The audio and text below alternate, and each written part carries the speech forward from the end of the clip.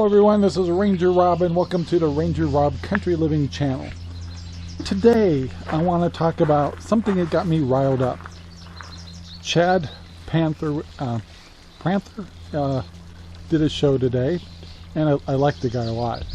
And he was talking about all these young people that want the universal basic income, UBI, and stay at home and follow their passions and stuff. And of course, you know, people my age will look like, are you nuts? It doesn't work like that. So a lot of young folks will look at what we have here. We got this beautiful 5 acres, a pond, we're raising chickens, and we're building things and stuff like that. And some reason they don't seem to equivalent, I don't know what the right word is, relate to the fact that this stuff costs money. That pond has cost me money out of my pocket. No, Uncle Sam didn't give me any of that money. Putting this new siding on this house was not free. It was a lot of money. And over time, as you got older, if you do things right, and I didn't do everything exactly right, and I could have done better. For example, Sherry's father worked at an aerospace company, same one I worked at, for many, many years, many more years than I did. So he had a 401k, bought some stocks, and just like 2 of them, and he saved a lot, and he got after several years a much bigger pension than I have. But I got a pension too from working from a company that had pensions, and it's not a big pension because I didn't put in as many years in. I worked for that. Now, this video is not about if I'm better than someone else or what I did in the past.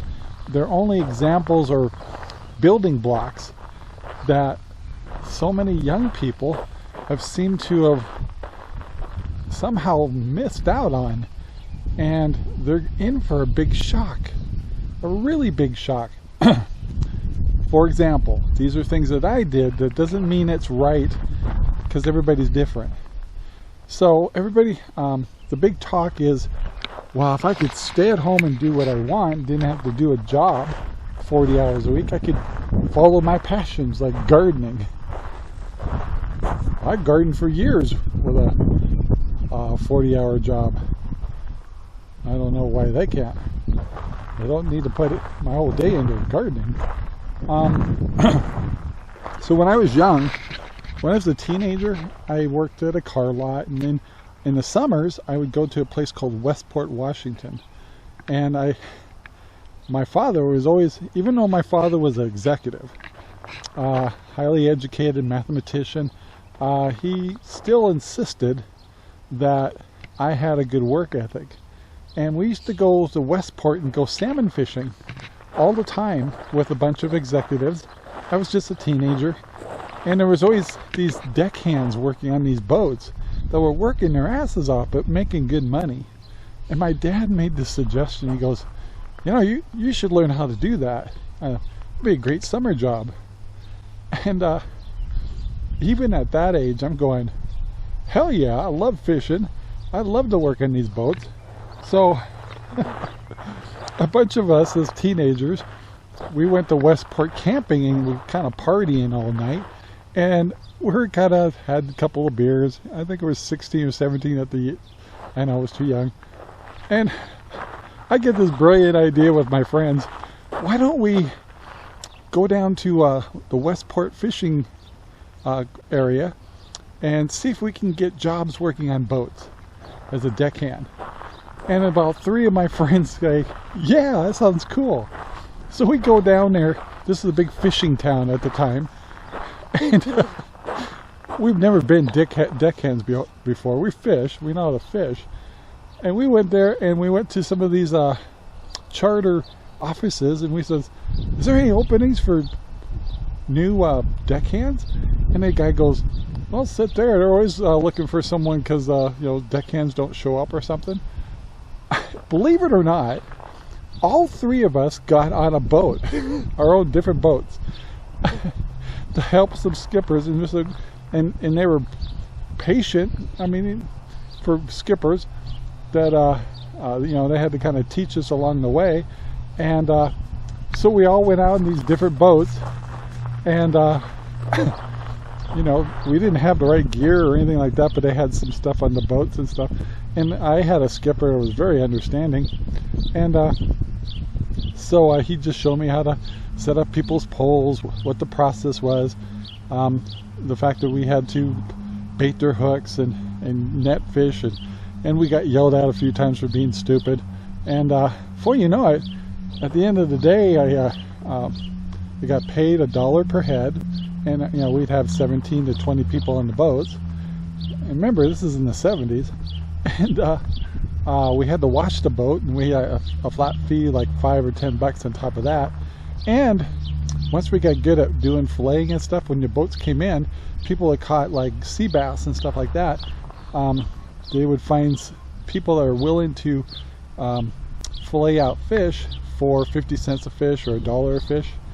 And so on my first day, I went home with and you get tips. The tips were really cool. And I go home the first day as a teenager, with like $50 in my pocket in cash. And it's like, holy moly. So it's like, we're camping, and I call my dad. I go, Dad, I'm at Westport. I got a job as a deckhand. And my dad was just so amazed that I pulled that off. And he says, well, tell me more about it. And I told him what I did, and I said, it was so cool, Dad. He goes, you want to stay there? It's summertime, so I'm out of school. I go, yeah, this is a great job, Dad. He goes, I tell you what, we had a little 19-foot trailer. He says, I'll bring that sucker down there, and you can live in that for the summer. And make a few phone calls, find a place where I can park it. And not only that, I'd have to pay my own rent for wherever we parked that RV. My dad couldn't drive there fast enough.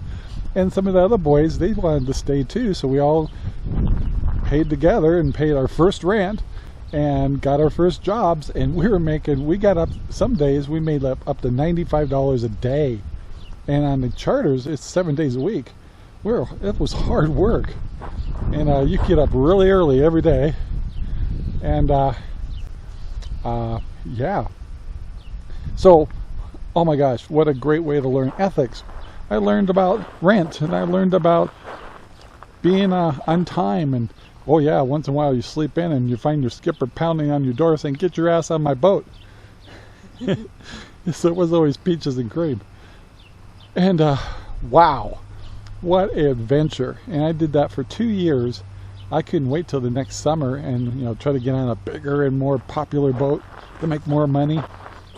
And yeah, I mean, and then when the summers are over, I worked at a place called Auburn Mazda in Washington State, washing cars or detailing. We were called lot boys. And the guy that ran that place would let me have the summers off, and then would rehire me in September so I could work after school. So I had some great mentors, great support, great adults that they looked at our stupidness of being teenagers, but also saw the practicalities that we learned how to earn money.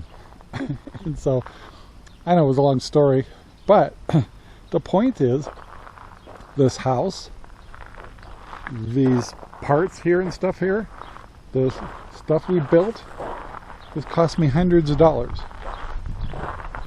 The government didn't pay for that.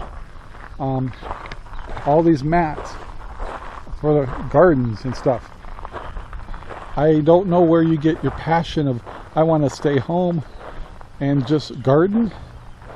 I've been gardening all my life. I've been fishing all my life, hunting all my life. Nothing stopped me from learning what I wanted to learn. Some some of the complaints about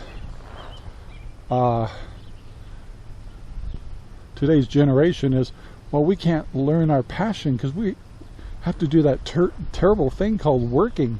And I want to devote my time to being a YouTube sensation.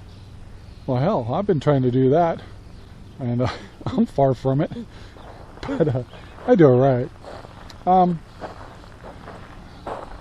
But it didn't work that way because I did the ethics of fishing.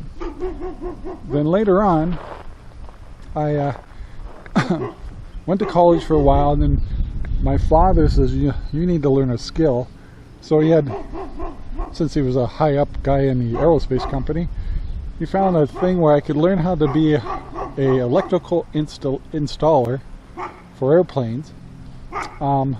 They would train you, no money, and if you did good in the class, they might hire you. Well, I went in there and I did pretty good in the class, and about 1 or 2 months after I graduated from that, by golly, that aerospace company hired me.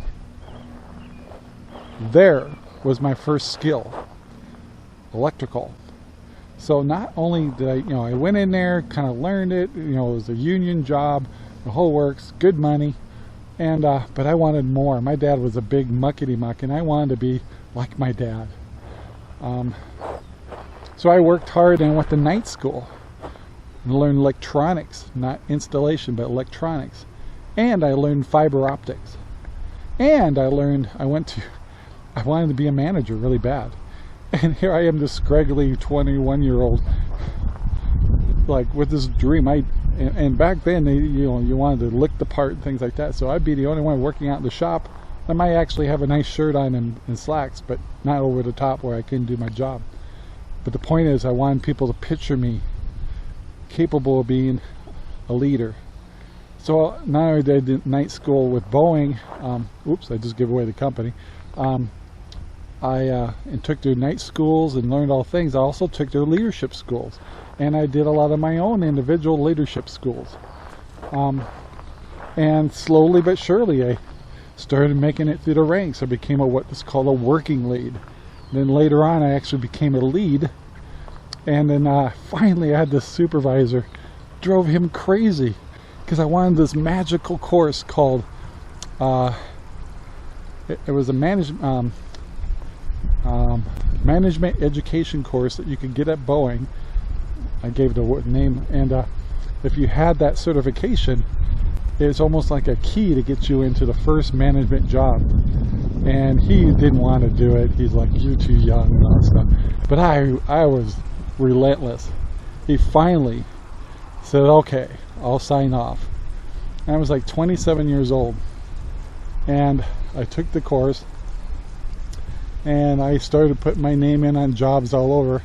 And by golly, was it at age 27, I actually got my first management job as an electrical instructor. And as an instructor, you're a manager because new people come in, you train them, and you're their first manager. And so later on, after we trained a whole bunch of people, it started slowing down, and actually some of the shops that I supported for electrical teaching and certifications hired me as a supervisor. And I was in management for several years. And I got into different kinds of management. I was actually a software manager, even before I really knew software. Anyway, the point is, make these stories. This isn't about me, it's about other people too. We were taught to learn a skill. And my son did the same thing. He went into military and learned how to be a aeronautics installer, working flight lanes for the F-16 and some other, and also specialized in graphite, stuff like that. So he got a skill in the military of that he's always had with him. And he actually went to Lockheed for a while before he actually followed his dream, finally, with a foundation of something to fall back on. So that's where I'm kind of going with all this. Is young people don't realize you just don't get it. You have to work for it. So all this is years of working for things, because I've been my ups and downs, been extremely rich sometimes, and also been on my face. And through those different areas, I've learned better habits, or better investing, or what the, you hear me talk about my rants and raves here on my channel, and it's coming from experience, because I've been there, I've been on my face, I've lost everything and rebuilt. Now, every time, either I've had several businesses. I've had kite stores. I've had a annexation project management business up in Washington. I've owned a internet design, web design company. I even worked on a newspaper for a while. I actually managed, I owned it. And then, and then I did internet marketing. I've always had, aerospace company, you got laid off a lot. So during those layoff times, I just take that time and learn a new skill and start some kind of new business. And then if it failed, oh well. If not, I sure in hell learned a lot. The point is, each step of the way, you gain a skill. So if you do follow your passions, you follow your dreams and stuff like that, they don't always work out. Trust me, I know. I've had dreams fall in my face, and I fell back on my skills. And so even in 2008, Sherry and I took a big hit. So I ended up going back to Boeing, because I was doing internet marketing and stuff at the time, and ended up back there to finish out another 5 years at Boeing, which qualified me to get a pension from all the years that I worked there before. So that was a really smart move. It was not fun. I did not like going back to the corporate world, because I don't like people. Just kidding. I don't like the new generation of people. Anyway, so it was torture. But my goal was hit 55, push that retirement button, get the heck out of there. And even as I'm retired, do you get the impression that I just sit around and dream? No.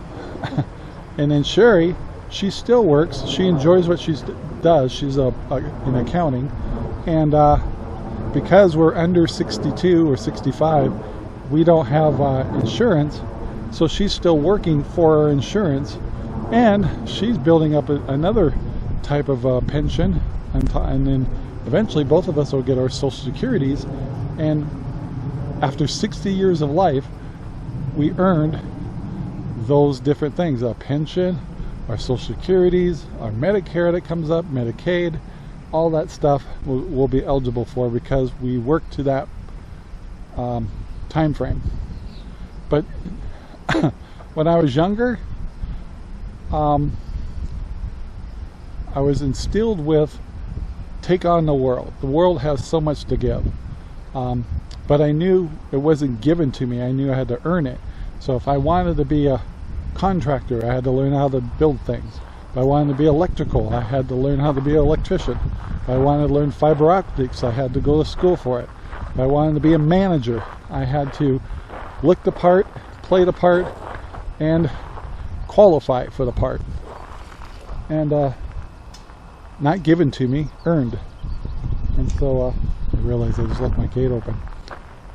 The reason I get gates here is because of my dogs. And sorry about the wind, but I know it's a long video, and I'm hoping if I reach one young person, and I say young person, it could be in their 30s, and they're kind of like I want this universal income, things like that. This greenhouse may not be the most beautiful thing in the world, and the little things I got in there, but I built it. Me and Sherry built it, and no one's going to care for this greenhouse as much as me and Sherry. And we did it by the sweat of our brow, with our income. We bought the materials to do this. This was not just given to us to set up. We had to pay for the lumber, had to pay for the plastic, had to pay for the plants, the tools to build it, the NFT systems, hundreds of dollars. And because we've paid off our debt, we are smartened up. Any income we do make, we're not paying back out again. Yes, we have a mortgage just like everybody else. We own all of our cars. That's why I don't have really sweet looking cars, because my cars are paid off and I'm gonna run them till they drop, and then I'll probably fix them and keep them running. I've had new cars. I've had that car payment. I bought that truck new. That's way over there. And it took for 6 years to pay that thing off. And you think I want another truck payment? Heck no. That thing goes out, I'll take it and have them rebuild it. I am not going to get another car payment. And I got an extra car. And so somebody offered to buy my little Mazda for me. It's like, hell no. That car's paid off. And it's a backup car. And I worked hard. We bought that new and made payments on it. Well, we made through all that. It's all paid off. So the point is to have government universal income. You will not be passionate. What will you, if you didn't work 40 hours a week, would you really work on your passion? Would you do this gardening every day, 40 hours a week? You don't need to. I was able to do it. I'm retired, so I can work on this stuff too. But when I was working and stuff, I still did all this stuff. I had a game bird farm. I've had businesses and stuff. And I did it with a job. And that job gave me the dream and the income and the basis to be able to follow what my American dreams were. Now, I'm not saying the way I did it is the way you should do it, but you have to have skills. I only had electrical, and I had leadership qualities, and I learned internet back in the day when it was new. I learned how to do web design and web marketing. I don't keep up on it like I used to, and I didn't do web design. I had people I hired to do web design. I'm not that good at it. The point is, when you have all these skills and something goes wrong, like my kite business, I had a chain of kite stores. In 1995, I had to sell them all off because I was losing my butt. It's kind of like walking away from a burning building. And luckily, with my skills, I just went back to the aerospace company, worked there for a few more years. And then I had the opportunity during a layoff to learn how to do census or annexations for Washington State. And I did 11 annexations and contracted with them and made big money. I've always had that skill. I still do. I could probably pull that card out again and actually help with annexations in other countries, other states. But I don't need to. Well, if I have to do electrical or go back to Boeing, I can actually go as a contractor right now if things got hard. Because I have that. And you've got to earn it. And how you earn it is night school. Hanging out with people or being an apprentice. Getting the skills you need, so when someone asks you, have you ever done this before? You can go, yeah, I have. I may not know it all, but I got the foundation. And in this day and age, a lot of employers just want your foundation. They'll build on from there and turn you into quite an asset. And no, you're not going to be a YouTube star. Sorry. You're not going to be a live stream money maker. You're not going to do everything online. It's getting old and it's getting saturated. Why? I'm in it every day. I know what I'm talking about. There's always the exception to the rule. But I'm telling you, Universal income does not work. It never will work. And show me a country that really has a system like that will supply your medical, your food, your shelter, your transportation, everything you need, your clothing, your video games. You think a country's going to pay for all that just to let you stay home and garden? Ain't going to happen. It's wishful thinking, but ain't going to happen. Without the opportunity of being successful on your own, you'll never be successful.